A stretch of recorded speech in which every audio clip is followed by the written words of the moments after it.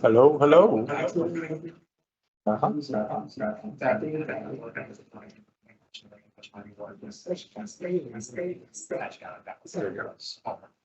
right, hold on one second. Let me put you on screen. Everything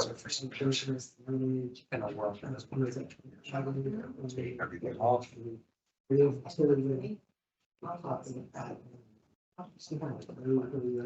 All right. And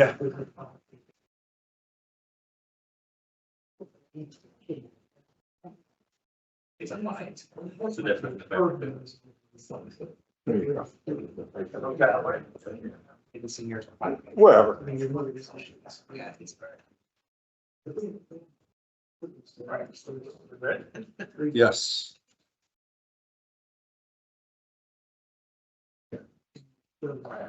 Thanks, everybody, for coming out to the May edition of the Baton Rouge User Groups. Today, I think, is nominally a brain meeting. We've got John Kerski presented to us remotely. For those of you that don't know me, my name is Kenny Neal. I'm the president of the user groups until Andy decides to take over. Sitting back there is Thomas LeBlanc. He's also, I'm just waiting in the wings for them to just, you're done. Let's see. For those of you that are new, I know we've got a couple of new faces. We meet here on the second Wednesday of every month. We also have started streaming to YouTube, so if you can't make it, you can join the YouTube channel and still, active with the group. Our big event every year, coming up in July is SQL Saturday or Day of Data Baton Rouge. We are going to announce the schedule pretty soon, but that's going to be on July 18th. We're always looking for volunteers. We need a handful more sponsors. So if any of your companies are looking to sponsor and get their message out to 400 or so people, it's a great time. It's all free and we'll feed them. Yes, you can't beat them. Thomas, am I forgetting anything? Introductions. Okay, we're going to do introductions. I already said my name's Kenny Neal.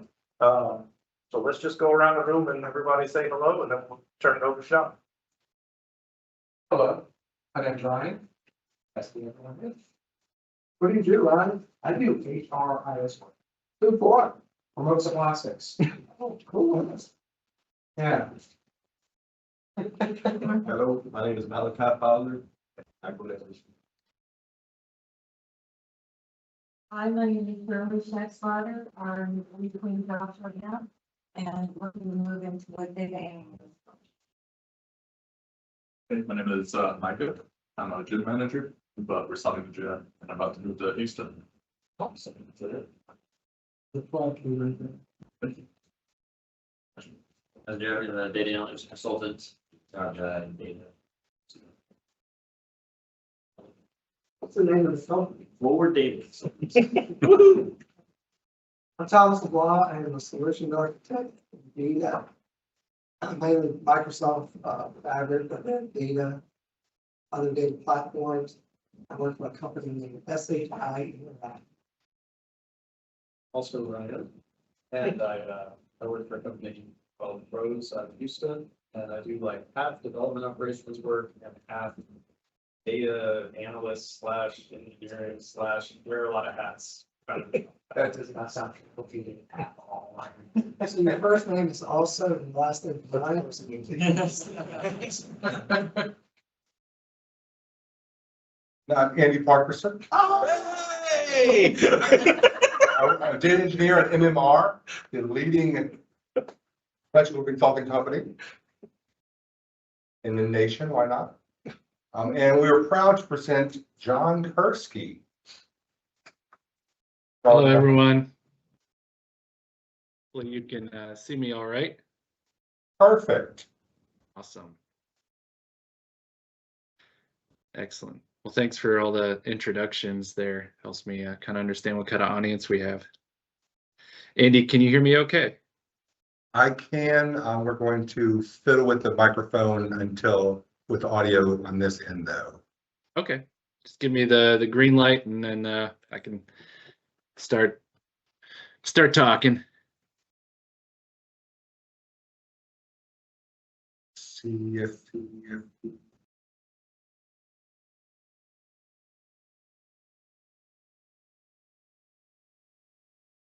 There we go. Okay.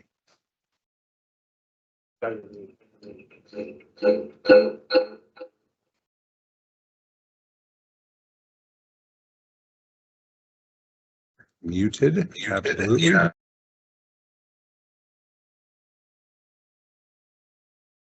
Okay, Joe.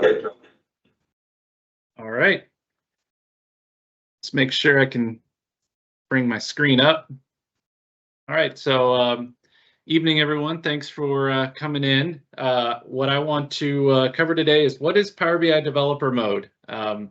I have been working with Power BI for a number of years, and in the last couple of years, things have gotten a lot better from a Power BI development perspective if you're trying to manage large projects. So one of the things, just to kind of level set, is I've been working in Power BI for quite a bit. They just celebrated their 10-year anniversary. I started off when Power BI just got off the ground and had to do a project that was combining about 200 different data sources, and we had to build out like somewhere in the range of 100 different reports. And definitely with a large team, that got really complicated back then. And nowadays, I wish we had Power BI Developer Mode back then. But I want to introduce this concept to everyone because I think if you're managing projects, especially with more than 2 or 3 people on a team that are working in Power BI, this is going to be really important to think about, not only in terms of managing the work, but just the things that can accelerate the work moving forward. I'm pretty active on LinkedIn, so after this, if you have any questions, please feel free to reach out to me on LinkedIn. I also try to blog every month about topics around this Power BI or Microsoft Fabric. I also have a YouTube channel at PQLint that you can go to, where I do a lot of videos about Power BI Developer Mode and leveraging AI. And then the QR code is the slides that I'm going to present today are on the screen. And then any code that I share today will be on GitHub, and it's licensed under MIT. So you can bring it into your own environment. Just be aware that if you're bringing outside source code into your company's environment, that's subject to their policies and rules. Okay, so the agenda. I want to talk about kind of the before times, really set out what it was like before Developer Mode came in, and then I want to introduce you. We're not going to look at a lot of slides. I'm going to pull up a lot of live demos, so hopefully the demo gods are nice to me today, and show you how to set up the foundation for Developer Mode, introduce you to some accelerators that once you have the foundation laid out, you can really speed up the work, how to orchestrate the deployment of the Power BI reports in Developer Mode, and then talk about how you can extend it. And we'll, if we have some time, we're really gonna jump into a little bit about AI. I know that's a hot topic today, but I want to give you some practical extensions and uses of AI with Power BI. Okay, so Andy's been so nice where I can see the room if I want to do a show of hands. How many of you have a downloads folder that looks like this with Power BI reports? Yes. Okay. You're not alone. This was an example of what for one of the large projects I had, how you kind of managed source control. A lot of the times you go to Power BI service, you go to file, go to download, make the change, then publish it back up, and then hopefully you didn't break anything. And this has been kind of our lives for quite a long time working with Power BI. Notice the PBIX extension. That is what we have been saving our files at for a long time. But that has introduced a lot of problems for us when we're having to work in the PBIX environment. First, you can't really easily tell what's changed. So I'll give you a kind of a story. You know, a lot of the times somebody would come to me and say, hey, I've made a change to this Power BI report. And then I'd have to pull up one monitor with the old version that I downloaded and one with the new version that the person sent me, and then kind of compare and see what's changed. And that was difficult. And it kind of reminded me of when I would go to the dentist's office when I was a kid, and you open up one of those highlight books and it would say like, identify the 5 changes between these 2 pictures. Well, they were nice enough to tell us what the 5 changes were. The Power BI reports that I'm comparing, I have no idea how many changes were, and I don't know if something is going to break because of it. And a lot of the times we follow the process of publishing and praying. We just hope that nothing breaks. How many of you have ever like inherited a model, made a change or made an update to a report, published it and go, gosh, I hope I don't get any phone calls or Teams chats? That's me. I've been there. Yep. Yeah. You sit there and you're like, oh, okay, we're going to publish it now. I hope I don't get any phone calls. So that's, you know, in PBIX, we really struggle with that. And then just to be sure, especially on teams that I've worked with, you try to slow down. You're going to make changes. You want to publish, and you're like, well, before I publish it to a group of 100 or even 10 customers, maybe we need to test some things. Maybe I need to make sure that DAX measure, when I filter it, calculates correctly. Or let's make sure that the table has all the columns and the column values are in the right format before we go and publish after I made the Power Query change. So we slow down just to be sure, and we take more time to test, which means we're not working on new features. And this is kind of how the life has been of a PBIX mode of using Power BI, whether it's a single developer or multiple developers working on semantic models and reports. Well, that all changed though, thankfully, in June of 2023. Rui Romano, principal program manager, works at Microsoft. Is in charge of taking Power BI, the PBIX file, and saying, all right, let's get it to a point where we can store it in source control and eliminate the need to manually look at what's changed, manually test the files, and automate a lot of the things that we can do. And along the way, with all the things that have been happening in the industry, by going to Power BI developer mode, it has accelerated the work that we can do. And so this blog article back in June 15th kind of introduced the concept of Power BI developer mode, with the foundation being Power BI project file, PBIP. Just a show of hands, how many of you have used PBIP before or saved as PBIP? Got a couple hands up in the back there. That's great. I'm going to show you what that's like if you're not familiar with it. But this has kind of changed how we save our Power BI reports. So let me introduce you to kind of how to set that up. And then we're going to take a look at kind of under the hood what PBIP looks like. So again, let's hope the demo gods are nice to me. So we're going to bring up a Power BI report that I have here. It's not going to win any visual awards. I also provide a sample on the GitHub repo at the end of this presentation. You can download this. This goes out to a public website and pulls some data about comic book characters and when they appeared in those comic books. And when you're working in this Power BI, historically, when you went to save, you would go to like Save As, Browse, and you'd have this PBIX file option, or you had PBIT. Well, if you have a recent version of Power BI, so, and when I mean recent, probably in the last couple months, if you were to update it and check out the preview features. Now I'm going to pull this up real quick, preview features.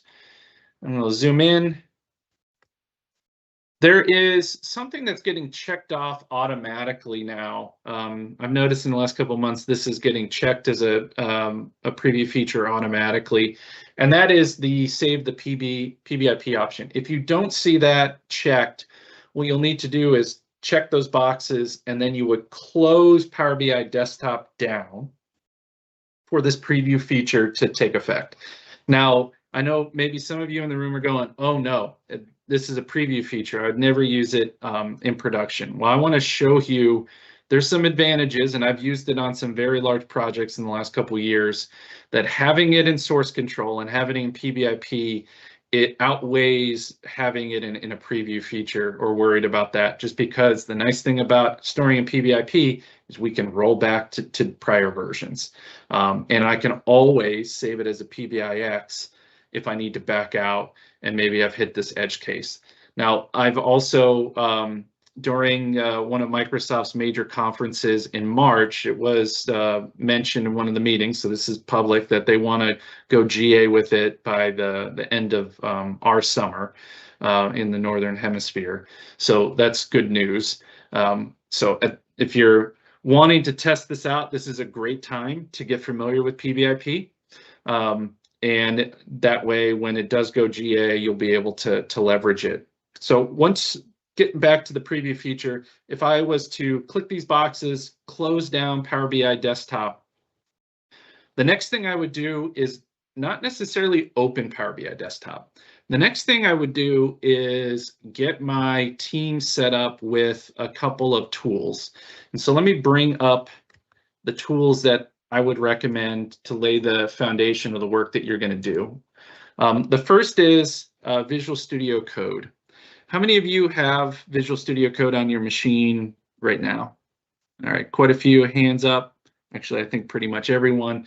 Nice thing about Visual Studio Code, it's free to download, free to install. Wonderful tool, probably one of the better integrated development environments out there in the last couple years. And once you have that installed, the other thing you're going to want to install is Git. Now, I'll be honest with you, this is probably the steepest learning curve for anybody working in analytics who hasn't done Git development or Git integration before. I usually tell folks if this is the first time you're working with Git, I have some links to videos and how to work with Git. This is probably where you're going to spend most of your time getting familiar with it. Hopefully the UI that I show you kind of lessens that learning curve, but you'll spend the first couple of weeks with your teams, if they're not familiar with Git, getting used to Visual Studio Code, getting used to Git, and saving their Power BI project work to Git. But once you have these installed on your machine, then the next thing you're going to want to do is pick where are we going to store our Power BI project files in version control. Now, I tend to use with projects Azure DevOps. A lot of organizations have this. If you are new to kind of Azure DevOps, the nice thing about a tool like this is you can have at least 4 licenses or 4 members of your team without having to pay anything additional. You have also GitHub as an option as well. I'm going to show you the Azure DevOps approach. GitHub is another approach that I use, and later on when we do Git integration, and I show you some of the ways that you can kind of avoid having to do all the Git commands, just you can use Azure DevOps or GitHub. All right, so if you've never used Azure DevOps before, one of the things that you'll want to do is make sure you set up a project. And so the way that Azure DevOps works is you have your tenant, then you have your project, and then within a project, you can have multiple repos. And a repo is where we're going to store our Power BI project files. And I've already created one, but what you would typically do is if this is the first time you've done that, you create a new repository, and then you give it a name.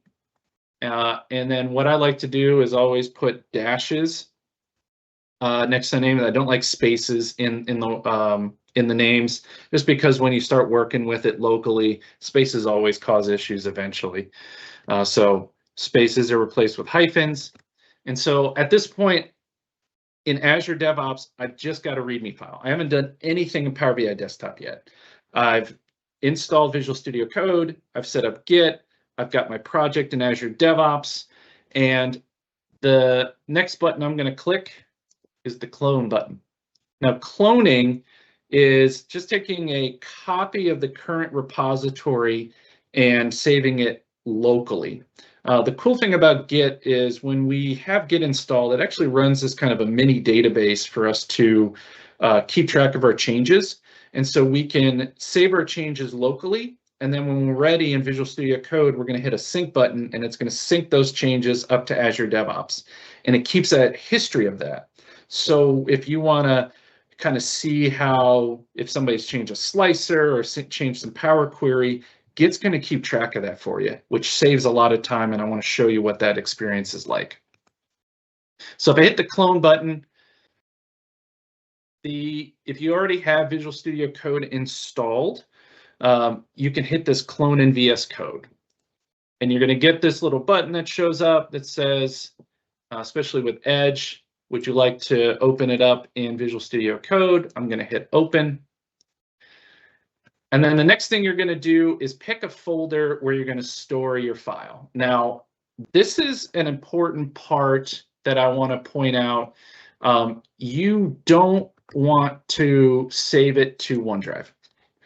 Now, the reason you don't want to save your folder to OneDrive is Git is keeping track of the changes. And if you're doing it on OneDrive, you have OneDrive keeping track of the changes and Git keeping track of the changes. I have seen that if you're going to clone your repo and you pick OneDrive, you're going to run into issues with syncing and locking of files because Git's trying to keep track of it, OneDrive's trying to keep it synced. So what you want to do is usually save it to a local drive, or if you can save it to a network drive that isn't doing like bit locking like OneDrive would do, that would be my recommendation. And then you kind of get into this habit that when you're working with Git, before you go to lunch or you go off to a meeting, you commit your changes and sync them, and then that way they're up on Azure DevOps or GitHub. I just have seen that if you do the OneDrive thing, it works great, and then you start working with branches or you start working with other folks and the syncing locks, and then you end up having to kind of backtrack, and it just causes a lot more problems. So in this case, I'm going to sync to my C drive here for Git demos. And bottom right, at this point, it's going to clone the repository, and then it should ask me if I want to open it up, and I do. And all I have is the README file. So this is bare bones. One of the things that you will see is there's this source control button, so just pay attention to that as we are working with this. So I've got my Visual Studio Code. I know where my folder is that I've saved this to. The next thing I'm going to do is go back to Power BI Desktop, and I'm going to go to Save As, and I want to go to my C drive.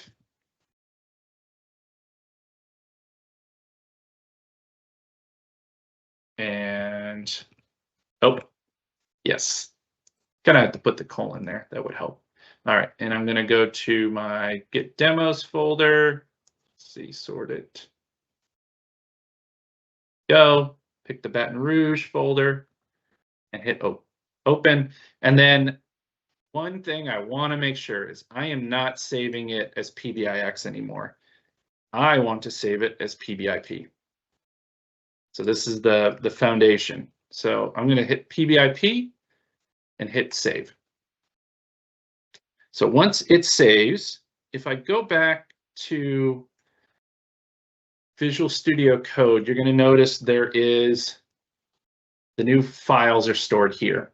Now, in kind of the Git tracking that is used in Visual Studio, green is usually an indication of additions. Red indicates deletions, and yellow indicates modifications.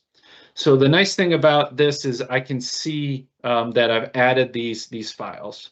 Now, what exactly are we looking at here? Well, when I'm working in a report that has a semantic model attached to it, so I've got Power Query in it. We sometimes call this a thick model. When I save it as PBIP, it is going to save the report and save the semantic model as two separate folders. And within those folders, we are going to have these different formats. In the semantic model, we are going to have it saved in what they call the tabular model definition language. And in the report, we're going to have the Power BI report, enhanced report format. And I'm going to show you what each one kind of looks like. But the nice thing about this is everything's in plain text. When it's in plain text, Git loves plain text, so it can keep track of the changes.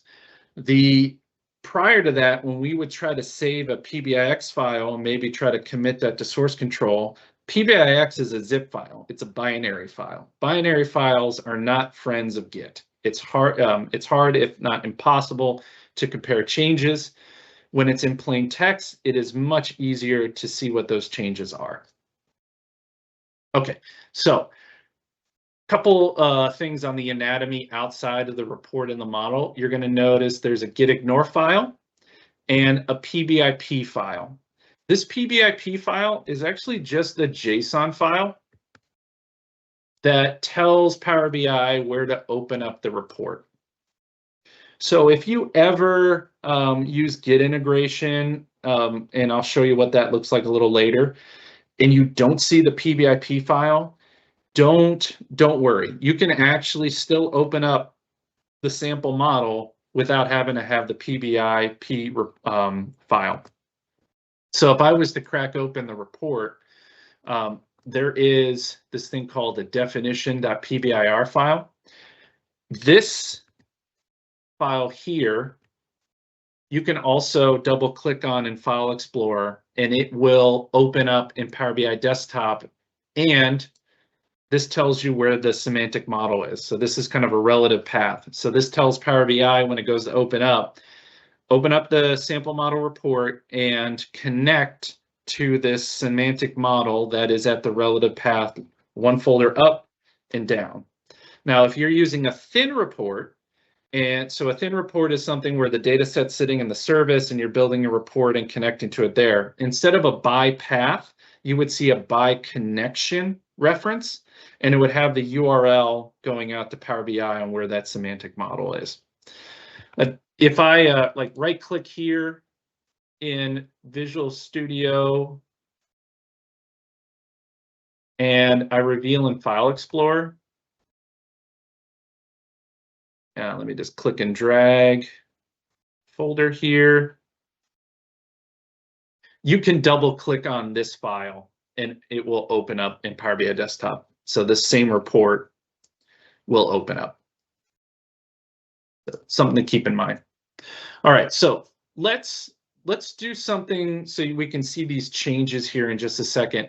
I've saved it to the PBIP file to my local Git folder that I've cloned in Azure DevOps. So at this point, nothing is available in Azure DevOps that anybody else can see.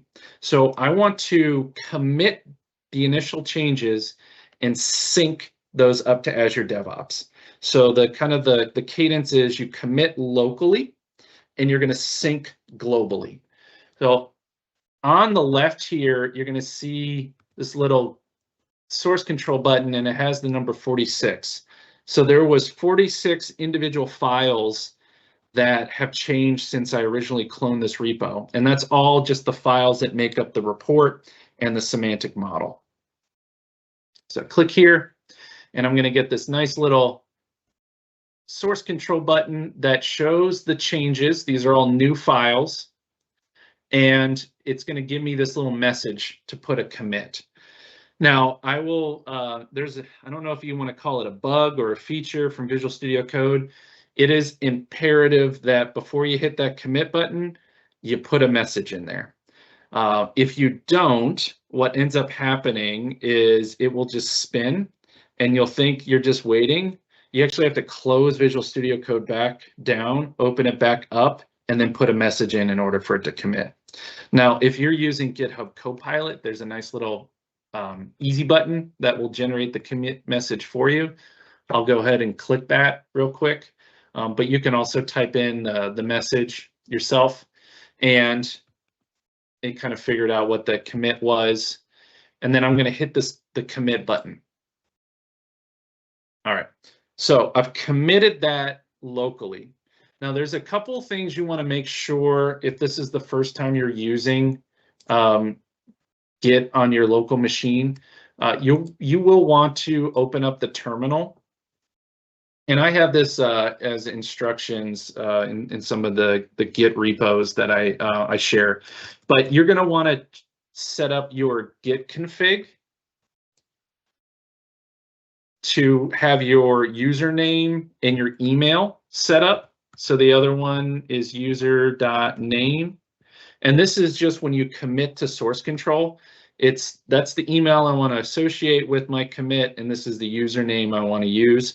If you don't do that, and this is the first time you're ever working with Git on your machine and you haven't done this config before, or at least config globally, you'll get a message that it can't understand what credentials or the user you're trying to do that with. So just keep that in mind if that's the first time you're doing this.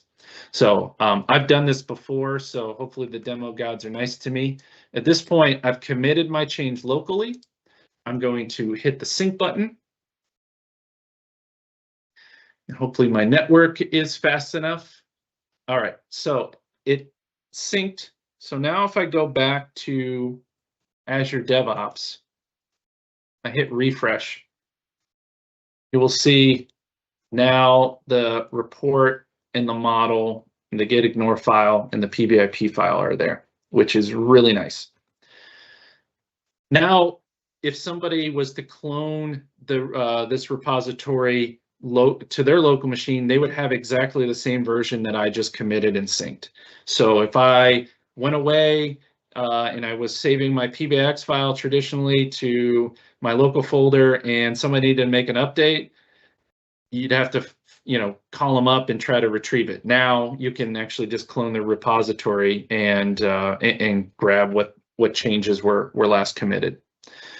All right, so let's see what we can actually do with this wonderful tool now that we've saved this as PBIP. Let's say I want to make some changes. So I'm going to make some trivial changes to Power Query. And let's open this up. Let's say I add a sort here. Maybe I was doing a review and I found an issue and I needed to filter the data. I'm going to close and apply that. Maybe I want to add a new tab. So let's have it apply those changes.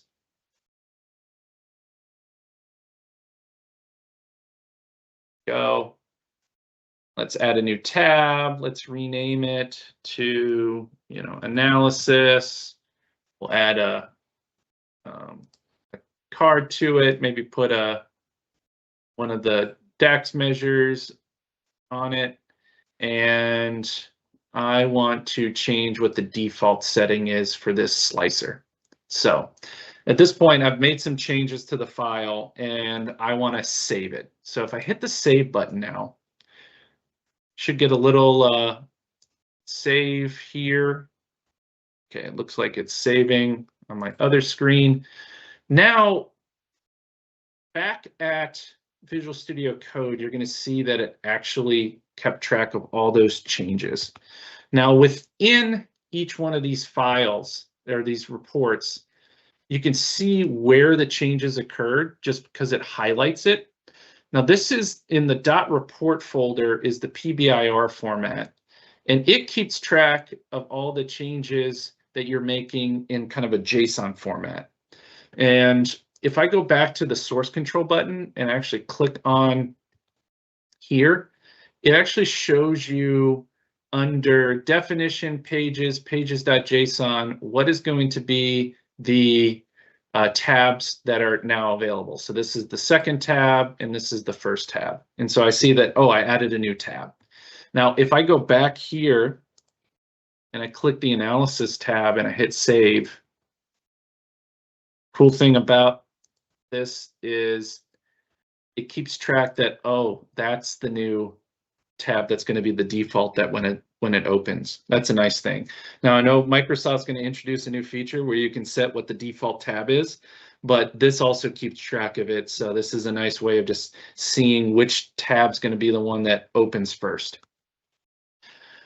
You also can see the changes to any of the slicers. Definition pages, it'll tell you which tab it is, what visual it is, and then the visual.json says, oh, I changed the default from bad to neutral. This, the JSON is a little bit like reading the Matrix, and I know that might be dating myself on that movie. After a while, this gets a little easier to read because it is JSON. But what's really nice is I didn't need to like compare two reports. If I was to make changes and I maybe I needed to back out some things and just double check my work before I committed and synced it, at least here it kept track of all those changes. And it's because it's in plain text, I can do that now. This is really nice. I also can look at any of those Power Query changes that I made. Now, unlike the .report format, if I was to go to the semantic model format, go to definition and go to tables, you can see this Tyndall format. And this is a lot easier to read, quite honestly.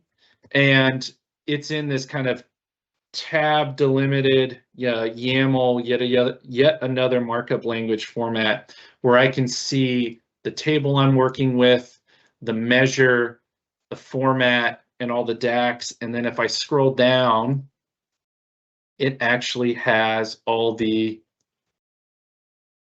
Power Query that was used. And so if I go back to the source control button and I click, I can actually see what's changed in source control. So I sorted the rows and I filtered the rows. I don't know how many of you ever had it where maybe you were troubleshooting your semantic model and you left in a filter and you didn't take it out and then published it, and somebody goes like, well, the West Coast sales isn't showing up. What did you do? And you're like, oh, I left a filter for East Coast in there. This has saved me and team several times where you can double check your filters and make sure you've removed all those before you went ahead and published. So at this point, I've got those saved. And this one other thing, if I save a DAX measure, so let's let me just add in, make a minor change here to one of the DAX measures. So instead of it being plus 1,000, I did plus 0. I'll change that, hit save. And if I go back to Visual Studio Code, it will also keep track of the change up here. Now, the nice thing about Visual Studio is on the scroll bar, it gives you an indicator of where it is in the file that the changes are. So there's a nice little marker that I can just kind of scroll to very quickly to see what changes have been made. All right, so let's assume I want to make those changes. I can then click my easy button with GitHub Copilot, commit the changes, and sync the changes. And I just want to highlight what it looks like in Azure DevOps at this point. So if I go to history, we'll see it keeps track of every change that's been made. And so maybe I don't have Visual Studio Code, but I can get to Azure DevOps and I just want to see what's changed before I let somebody publish something. I can click on that last update and it will give me a breakdown by folder. So in that sample model report, it shows all the same kind of changes that I highlighted in Visual Studio Code, but it's all in the browser. So very quickly, instead of having to pull up two versions of the Power BI file, I can just go to the history and see what changes were made. So that is a huge time saver. I mean, how many of you would love to have had this or something like this that where it can tell you what's changed very quickly? No, me? Yes, this is a huge game changer on how we work with Power BI. Now, there's also a couple other aspects with PBIP that I want to point out from a security perspective, and that's the get ignore file. So in the get ignore file, this tells Git what not to commit to source control. And one of the nice things that it tells it not to commit to source control is the cache.abf file. The cache.abf file is where the data is stored. So when I go and refresh my model, it stores a version of that data from import mode into cache.abf. When I commit my changes to source control, the data doesn't go with it. And so in the past, if you were to try to use PBIX to with source control, the data's there. So that exposes that data to another area outside of the workspace in Power BI that somebody could download and have access to the data. This mitigates that risk because all what we're really doing is putting into Azure DevOps is the schema of the report and the schema of the data and not the data itself. And this is nice as if you work in a role object level security or row level security environment, and maybe you have more access than what your junior developers have access to. They don't have access to that data. When they clone the repo or do an update, they have to hit refresh for it to pull the data. So it's using their credentials. Now, this doesn't absolve you of managing the security on the repo. And one of the things I do want to point out is if you are working with a PII or PHI and you are hard coding maybe filters in the semantic model or in the visual filters. So if I was working with credit card numbers and I go to my visual level filters on the page and I add that as a filter up here, that saves as JSON. So just keep that in mind. The cache.abf file getting ignored mitigates the risk of data exposure in your repo, but doesn't eliminate it. So it's still good practice to make sure that for those who have access to the repository, it's private and it's only for those who need access to make edits to the file. All right. So let's get back to the presentation here real quick. We talked about the file formats. Just to recap, PBIP, we store the semantic model in the data set in the tabular model definition language. We store the Power BI report in the enhanced report format. And we went over the PBIP. I didn't go over the .platform format, but I can do that real quickly. If I just go over here, .platform just gives this is an indication of the metadata for what the display name is. If you ever change the name of your semantic model report, some of this stuff gets stored here, so you can keep track of the old version of the names and what the new versions of the names are. Okay, so now that you have it in PBIP file, there is some wonderful things that you can accelerate your work with, and that starts with these tools that come with Power BI desktop. How many of you are actively using DAX Query View? All right, so for those haven't used in DAX Query View, this is a feature that was introduced about 18 months ago, a little longer now. You will see that here. You can click on it, and I've got a bunch of samples for you. For some of what our teams that I work with do is we use we call a DAX Query View testing pattern, where we will test the content of our data. So maybe I want to make sure this one column that my SharePoint admin tells me doesn't have duplicates, and I always want to make sure there's no duplicates. I can build test cases for that, and we use this called DAX Query View testing pattern. I have a link to how to set that up. I won't go into that as much, but the idea is that we build a test, expected value, actual value, and then I can run those tests in DAX Query View and see if the tests have passed or failed. And so with DAX Query View, we can quickly kind of run through a bunch of tabs with different tests.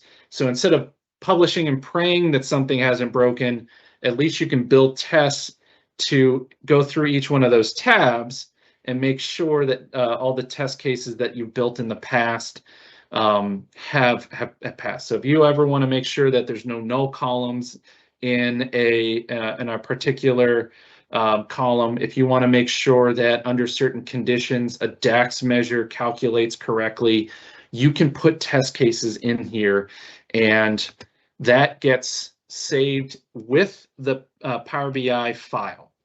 And the really nice thing about that is if it's saved with the Power BI file, it also gets saved in the semantic model as flat files themselves. And so the same tabs are also displayed here. And now if you have your DAX, your test cases coupled with your semantic model, and you're stored in PBIP, since it's in plain text, you can use automation tools to run through all your test cases. So let's say right before you go to publish, you've got a bunch of test cases built. Can I just run through all those test cases? Well, we've got at the end of this presentation, I've got a link to just a PowerShell library that will connect to your local model, iterate through those test cases, and tell you what's passed and what's failed. And I'm going to expand this open just here. And if you've ever used Pester or npm test, you can see very quickly, here's the test cases that have failed. Now, in the situation that I showed you, is I added in that stub filter that's probably thrown off all these test cases. And that's something I need to take care of. But very quickly, because I've stored it in PBIP and I'm using DAX Query View to accelerate my test cases, I can have teams run through those test cases and make sure that anything that might have broken with the changes we've made to the semantic model don't show up in production. And the best case scenario is no news in production is good news, meaning there's no complaints. And for a lot of teams that I work with, it's the first couple of weeks are like, oh, why are we doing PBIP?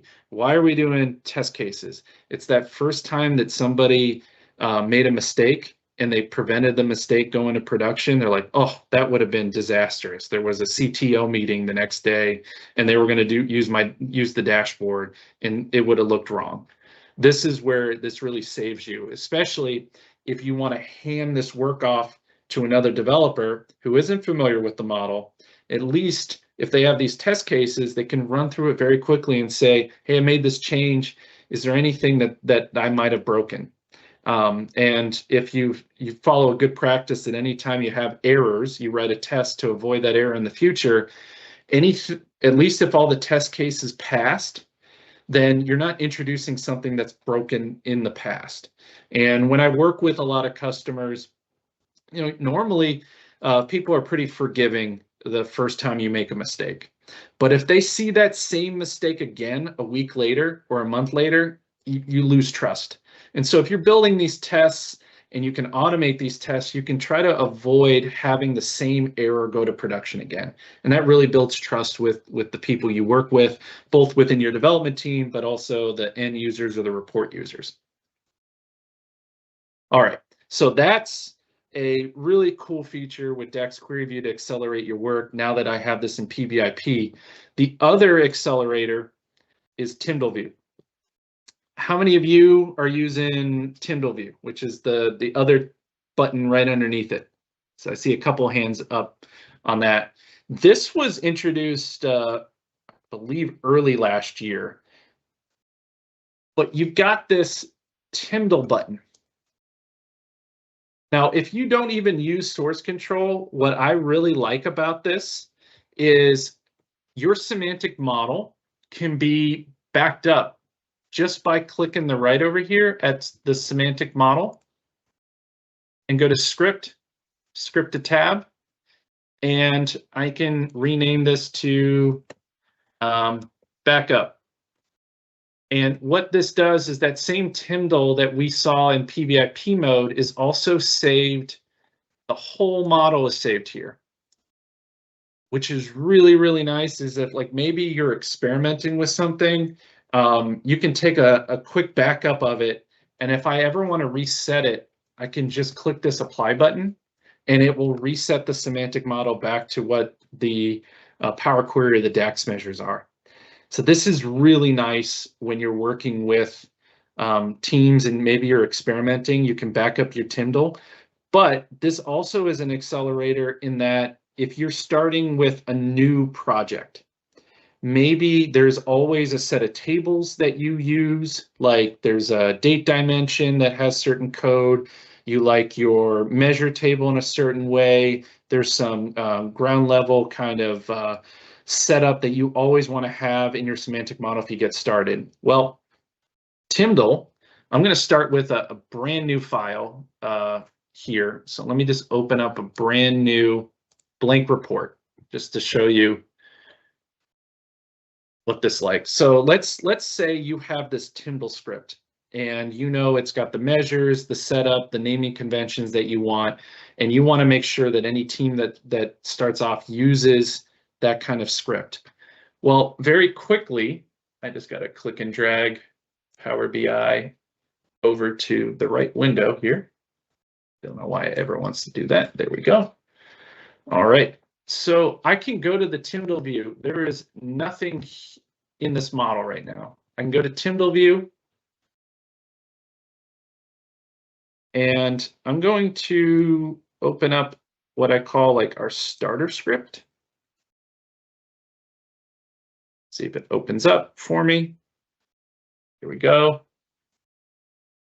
So this starter script is just an example of maybe there's certain ways I want to document my model, set up my measures table, set the culture info, and set up some of the parameters that we always like to use, like a is development flag.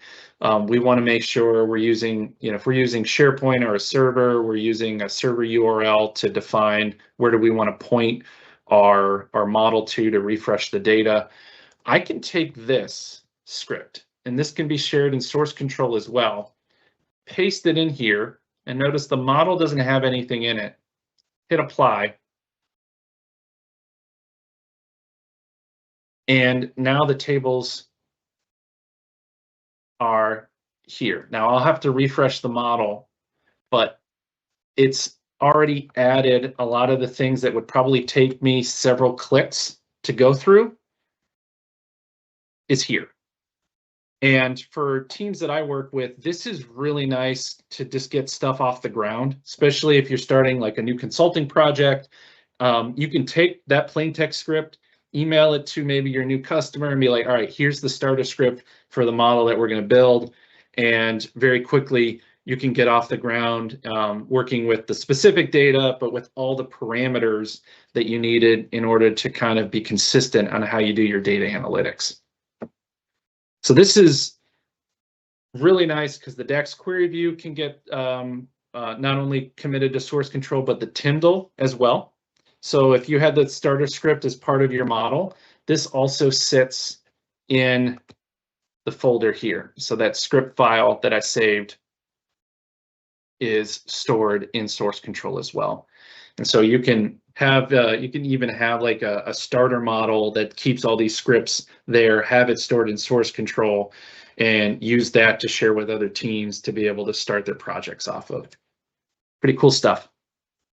All right, now, I know, Andy, we might be coming up on time. I just want to do a quick time check. Are we hard stop at the top of the hour, or? He says, keep going. I see Kenny. Okay, awesome. All right. One of the Yeah, we're good. All right, excellent. I want to we're gonna maybe jump ahead because normally when I do a presentation like this, I'll go quickly to some of the stuff you can automate with Azure DevOps or GitHub Actions. But with AI taking kind of a front seat in a lot of the dialogue that we have and just the news, one of the maybe happy accidents on PBIP becoming available when it did is plain text language is really, really good with large language models. And because we have now this data saved in a format that is in plain language, we can expose this to Claude and GitHub Copilot to make those changes. Now, I'm sure back in 2023, this wasn't something that was necessarily a huge idea, or at least core idea with working with PBIP, but I can, if I have GitHub Copilot, so if I have this extension for GitHub Copilot added, now I'll point out, I think right now you can't sign up for the free version. So if you have, they're making some changes. Well, no, I think you can still use free. You just can't use some of the paid versions. Enterprise, you can still use. Claude, you can do the same thing with GitHub Copilot. But if you have this added, GitHub Copilot chat, and I have my files set up here, I can actually have it make updates to the code. And I have a prompt that I like to use quite a bit with the code that I work with. So one of the things I hate doing is commenting my Power Query. How many of you actually like having your teams comment Power Query? People like commenting Power Query and being able to read what the Power Query is doing, but how many people actually like commenting? We don't. And usually that's the last thing we do, but it's really nice to see Power Query code that doesn't say add custom column 50. It actually tells you what column was added. Well, with GitHub Copilot, I can actually tell it if I highlight the code. I'm going to just pull up a prompt here that I use, and I share this at the end. I can say, you know what? I want you to format all the DAX. I want you to insert a comment, keep the comment to about 225 characters, and update the variable names. Now, the great thing about having this in source control is if I let AI go and make updates, if it makes a mistake, I can just roll it back. That's one of the things you want to keep in mind is if you're going to try to use AI with Power BI, get it in source control, because AI is just like maybe a lower junior level developer. If you're not backing up those files, they could make a change and it's going to have a hard time making rolling back or recovering the work. If you have it in version control, you can just go to the last version. So if I paste this prompt in here and I can pick the model, I'm going to pick auto because it gives me a 10% discount, but we can use other models like GPT. Depending if you're running on GitHub Enterprise, your enterprise administrator is probably deciding which model to use. I could switch it to Sonnet if I wanted to. If I hit enter, notice it did identify that I highlighted that particular set of code. It will now look at the Power Query code and hopefully update it in a relatively short amount of time, but make these changes maybe later. Cancel, I don't want to do that. Oh, it's activating one of the MCP servers. I didn't turn off the MCP servers. While we're waiting on that, well, one thing I do want to note is if you're working with MCP servers and you haven't set up custom agents, turn off a bunch of these, the ones that you're not using. I usually just keep the Power BI modeling one up or the Fabric Notebook one up if I'm working in Fabric. This adds to token usage. And with tokens being the currency of the realm, the less token usage, the better. But I forgot to do that. But we'll have it run through And it looks like it's thinking. Now, the nice thing about this is I could just hand it off to all the Power Query code and just say, you know, update it, and I'll go work on something else while you're doing that. Looks like with Cloud Code, it actually said, you know what, I'm gonna just look at all your Tyndall files and make the updates, which again is a great reason why we want to have this in source control, because maybe we didn't write the prompt as restrictive as I wanted to, but now it's going to update everything. And it even gave me a to-do list of what it's doing right now in the bottom right here. So we are definitely doing live demoing. You can see what it's trying to do. It's kind of running through all the different kind of code that it wants to update. And hopefully in a relatively short amount of time, it will have updated all the code with the new comments and the variable name changes. Now, if you think about, this is probably within a couple minutes, it's going to make these changes. The amount of clicks that I would have had somebody go through to make these changes would have taken more time. And so you can see now it's actually made those updates to at least the alignment dim so far, and it's working through all these other ones. And it's done a pretty good job of updating the reference and then making sure that the following line of code also has the same variable name. And I didn't have to make these updates myself. I have let GitHub Copilot do it, and I can save this in source control. Now, the one thing I do want to point out is if I was to save this right now and keep those changes, as of today in May of 2026, if I have my Power BI report open, those changes aren't reflected immediately. I have to close Power BI desktop down and then open it back up in order for me to see these changes in Power Query.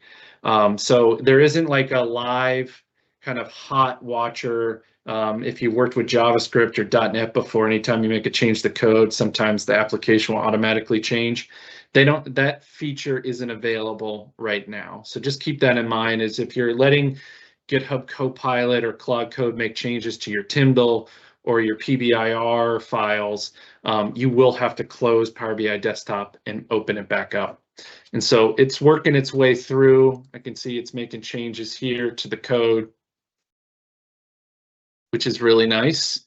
And I can keep that if I want to. And this is kind of just a start of what you can use AI to do. And I do other sessions around what AI can do, but the fact now is that if we store it in source control, we can build prompts, we can leverage things called skills files, we can leverage agents to be able to manipulate or even review our Power Query or review our PBIR files, where in the past we would have to do that manually. If you go to like my YouTube channel, I've got a bunch of videos on how to take advantage of GitHub Copilot to do things like this: automatically comment the code, automatically build documentation. All this because we have now the ability to access the underlying plain text representation of the model and the report. Okay, so I'm going to let this continue. And we'll come back to it once it's finished. But I want to just really quickly go over the Git integration piece. And if I've stored this in source control, it's not necessarily in the Power BI workspace just yet. So if you have a Fabric capacity or you're using premium per user, you can actually sync your Git repo, whether it's in GitHub or Azure DevOps, and automatically pull in the changes you've made to the report. So what does that look like? If I go to my developer mode here, I've got a repo, I'm using premium per user. I go to workspace settings. Now you need to be an admin to do that. And you click on Git integration. I connect using my account, and I'm going to disconnect the workspace and connect to my organization. Now, if I went back, basically just working through this tree here to get to the Baton Rouge repo. So I'll go back here, go to Git, my Git, there it is, and pick that, and then I'll pick the branch, which I'm only using the main branch right now, and I hit connect and sync. Now with Azure DevOps, it's going to use my credentials right now to connect to it. If you use GitHub, you're going to have to set up a personal access token to do the connection. There's a couple more hoops to jump through. But you can see here, it has started pulling in that report that I committed to source control into main. So the same report that I have in my files here that I've committed 27 minutes ago, the report and semantic model are coming in. Now this is really nice. This actually works both ways. So in our case, I've taken the semantic model and the report, I committed it to source control, I have it in Azure DevOps, and I'm doing the sync here. Well, you can take it the other way. Maybe you have a workspace and you've had your reports, you had your semantic models there, and they've been there for a while, but you want to get them into source control. Well, I can set up a repo and then just connect to it, this workspace to the repo, and hit commit and sync, and then it will do the same thing and save the report and the semantic model to the Azure DevOps repo or the GitHub repo. So this is a nice way if you want to get started and you already have content, just connect it, sync it, and you'll have your content there to clone and bring into your local repository, not start from scratch. All right, so it has finished syncing. I've got my report, I've got my model. If I click on the report, nothing's there. Why isn't anything there? Well, because the cache.abf file doesn't go in Git. We've just synced the schema. Just remember, if you're ever working with Git integration, you will need to sync or refresh the semantic model as soon as the semantic model is refreshed. Now, if I click on the report, I should have some data in there. Now it's filling with the data since I put in that filter. So that's pretty nice. And I've worked with teams.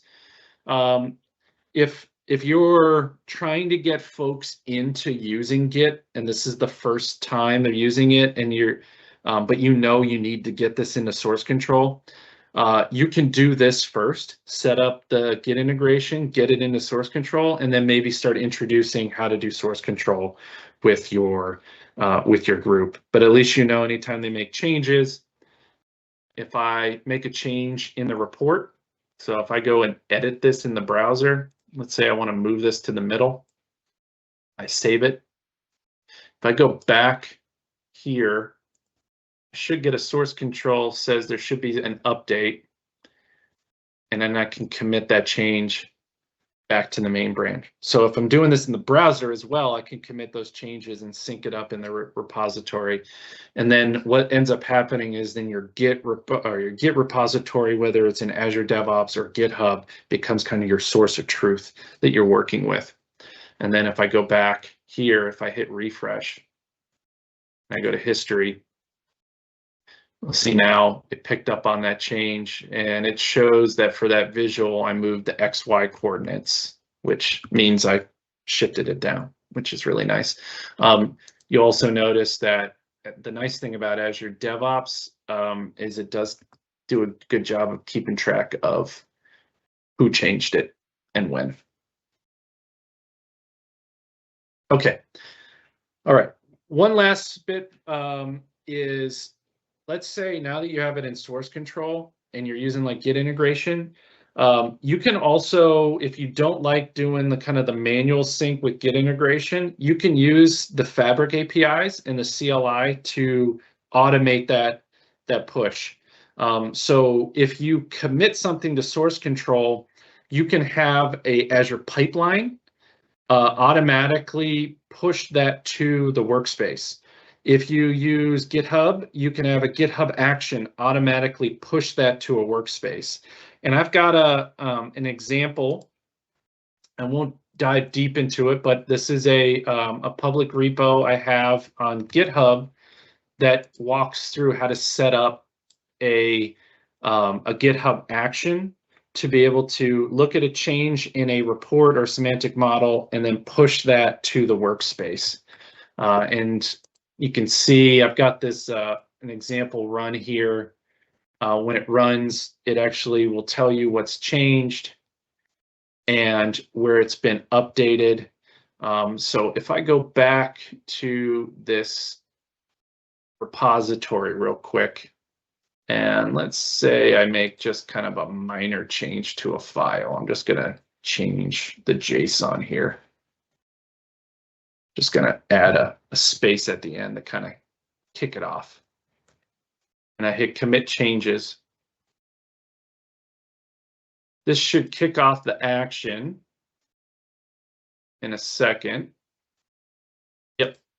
It'll kick off the action that will start working through kind of the publishing, but also can do other things, like in this case is going to check for any issues with my report using Fab Inspector. So the nice thing is all that kind of checks that we would normally do manually, or the publishing, you can script out in GitHub Actions and Azure DevOps, and I've got some examples that you can take away with here. I call this kind of this is the running stage of working in developer mode. The kind of the crawling stage is you've set up Git, you've got everything kind of worked out there where people are committing and syncing. The walking phase is maybe we're using Git integration, we're doing reviews of what's changed before we published it, we're doing some testing, and the running phase is, all right, now we're kind of getting away from reducing the number of clicks we have, and really kind of anytime we make a commit, there's those automated checks happening so that we can spend more time working on new features and new reports and less time on the manual testing and manual comparison of what's changed. All right, so we talked about the GitHub on the extensions. That's the example of the GitHub Copilot. I know I've been talking straight for an hour. I will open it up to questions. I know that's a lot to throw at everyone, but I am really passionate about this, and this is such a huge game changer in what we can do now in Power BI with really a lot of free tools just to get started. So Andy, I'll open it up if anybody's got any questions. Hopefully I can hear them just fine.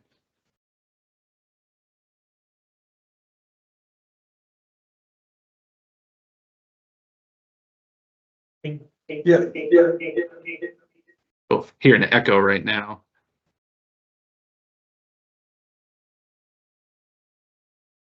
John? Yeah, I can hear you, but there's an echo. If you mute, Still quite a bit of an echo right now.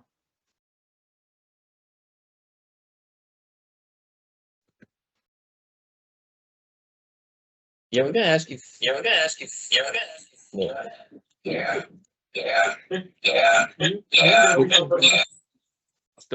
an echo. Maybe if I go on mute.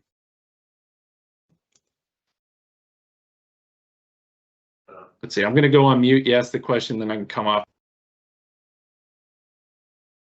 All right, we're doing walkie. I was gonna ask If you have any,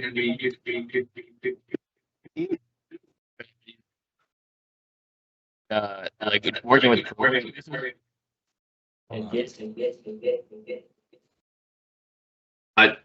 I'm sorry. Even on mute, there's a heavy echo, so it's Okay, how about this? That's better. I was gonna ask if you have any strategies for working with pro workspaces in Git. I know it's obviously not directly connected and probably a little bit more manual, but if you have like a workflow or way to use to get people to do it, or there's kind of a lot. Unfortunately, you can't, because even if you wanted to use like the CLI to kind of publish reports in that, well, you can. You're just going to have to, you're really focused on the Azure pipelines or the GitHub Actions to publish the reports to the Pro Workspace. What you can't do is use the XMLA endpoint. So if you want to do any querying or automation for like automated like queries against the semantic model, that has to be on premium, but you can still publish using the Power BI APIs to, or sorry, the Fabric APIs, if my understanding, to the Pro Workspace. I've done that. You'll run into a couple issues every once in a while trying to get stuff synced up. I have done it. What I like to do is usually I'll try to get it on premium per user just in one environment, and then like do a copy over to the production environment, because the premium per user at least is a lower cost within your development environment to get everything kind of situated, and then when you're ready to move it to the Pro Workspace, you can kind of package that up and then move it over. That's still manual, but at least your kind of development environment's a little more automated to look for any issues before you do move it over.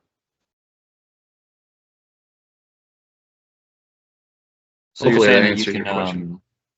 have a Pro Workspace and like develop locally and then push it to GitHub and have a GitHub action that pushes it into a Pro Workspace?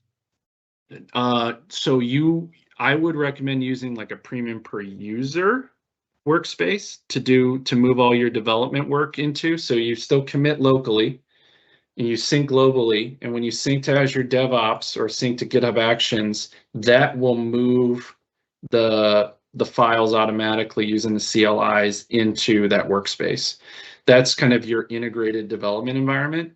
And then when you're ready to move it to like a production environment that might be a pro environment, you kind of have to package everything, download it, and move it over. There really isn't. You can publish the reports, but I still think you're going to run into some issues with some automation on getting the semantic models out there.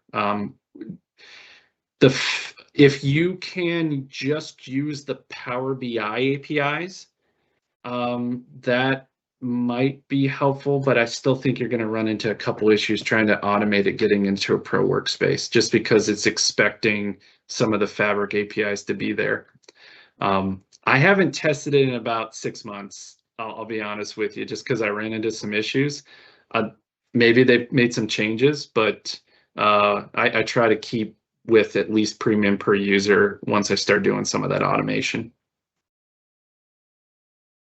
One other question, if you don't mind, and I get in the way of other people, but when you're working with the Fabric Workspace and you're editing a semantic model, there's this live connection, edit live, that I find kind of frustrating because it feels like you're not really editing locally. Am I missing something there? Can you turn off that live connection to the Fabric semantic model? I don't know if you can. Yeah, I don't know if you can turn that off. Well, you can prevent people from editing the models.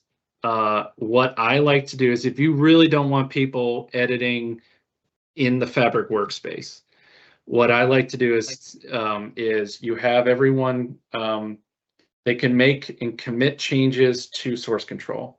And then you use a service principal to move it to the workspace. And they just have viewer rights to that workspace. So that way you've kind of separated the ability for somebody to accidentally make changes to that workspace, because they only have viewer rights, and the only way they can actually push those changes is go through the pipeline that does the checks, make sure everything's good, and then moves it into that workspace on their behalf.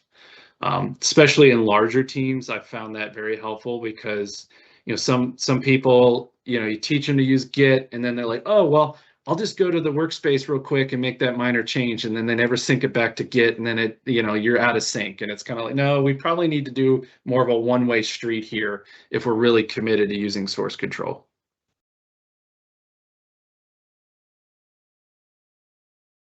John, I've got a question. If you have multiple workspaces, what do you do? Do you You can either create multiple repos, or you can create folders and tie one folder to each one of those. What do you find that works best for you? For the most part, I try to have a branch in a repo is synonymous with a workspace. That for most teams, that's probably the easiest kind of mental model to work with initially, and that's what I try to stick to.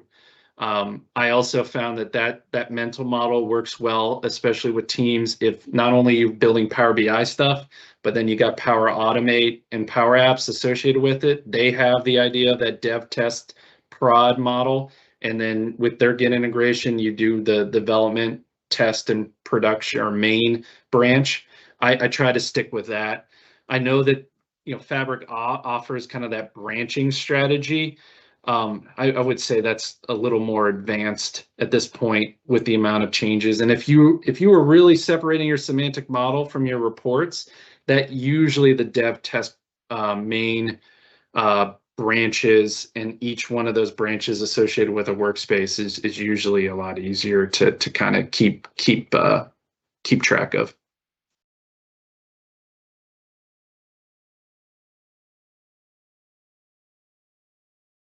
I guess you can hear me. As someone who doesn't use Fabric a lot, you talk or Power BI a lot.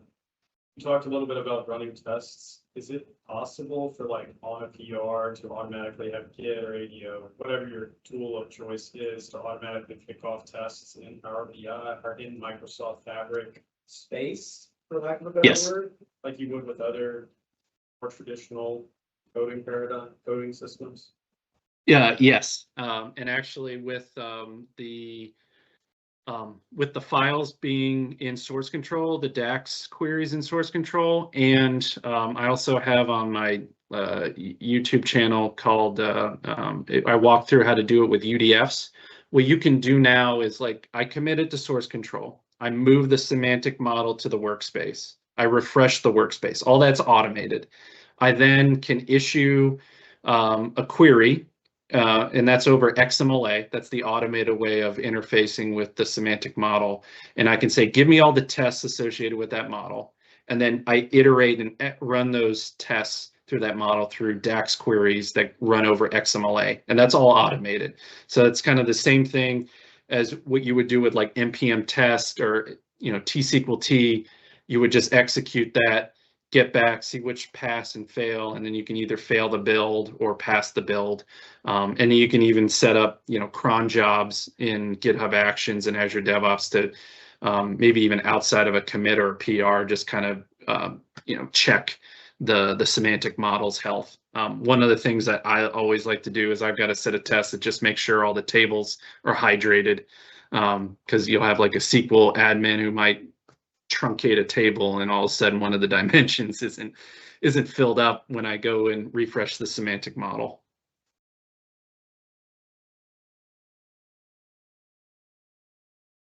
All right, anything else? You shouldn't criticize DBAs in this room. Well, having been one, I know it's a hard job, but people make mistakes, and you can't, you always want to test to make sure everything's good.